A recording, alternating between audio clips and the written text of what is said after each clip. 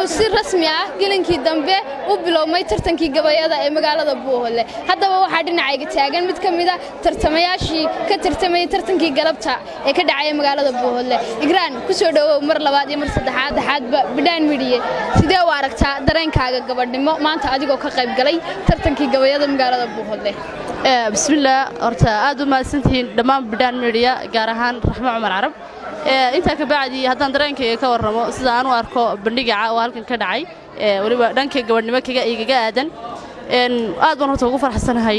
inana aan halkan gabaygaygii ku soo bandhigo waliba martida uu gabaygu yahay ka ugu adag maasada marka laga hadlayo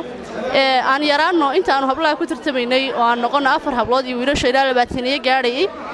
haddana alxamdulillaah rabbil caalamiin mar haddii doorkii hablanimo uu halkaa ka muuqday aad baan ugu faraxsanahay Igraan waxaad ka mid ahayd dadkii ugu saamaynta badnaa intuu gabaygu socday waxaadna ahaydeen 4 dumar ah waxaad ku dhiiratay inaad ka soo qayb gasho barnaamijka gabayada Igraan micid baa jirta garab weyn kugu siisay inaad noqoto abwaan mise sida aad gabaygaaga ka muujisay waxaad fursanaysay abwaannimada ama hidde ayay ku ahayd horta gabay haddaan idhaahdo hidde aan hidaysto ma jirto waxaan ka hidaysto dhan ab iyo dhan abtinimaba waa hibo ilaahay uun markan haddaan ka hadlo cid mar laba isaga gacanta igu siisayna waxaan u mahad celinayaa inaan soo saaro hibadaydan abwaan Cabdulqaadir Axmed ayaan dhalad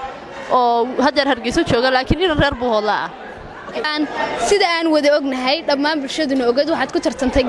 gabaygu waa mid ka mid ah wax la curiyo ka ugu adag haddaba dareenkaaga gabay ahaan ka keenay waliba gabay jacayl ah maxay tahay in aad ku tartanto gabay jacayl ama dareen noocee ah baad ku keentay gabayga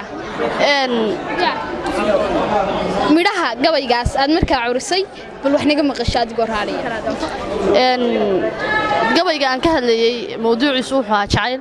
sababta aan jacaylka uga gabiyayna waxay ahayd nasiib igu aadiyay 3 mawduuc oo markaa madasha yaalo la kala dooranayay oo kala ahaan nabadda jacaylka iyo horumarka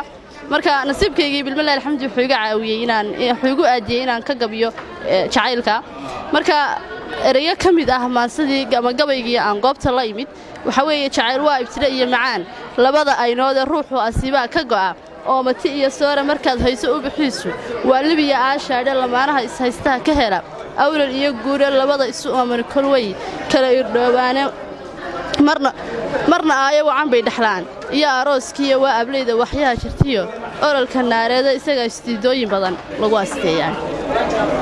haddaba taasi waxay ahayd Igraan oo ahayd mid ka mid ah tartanayaashii gabayga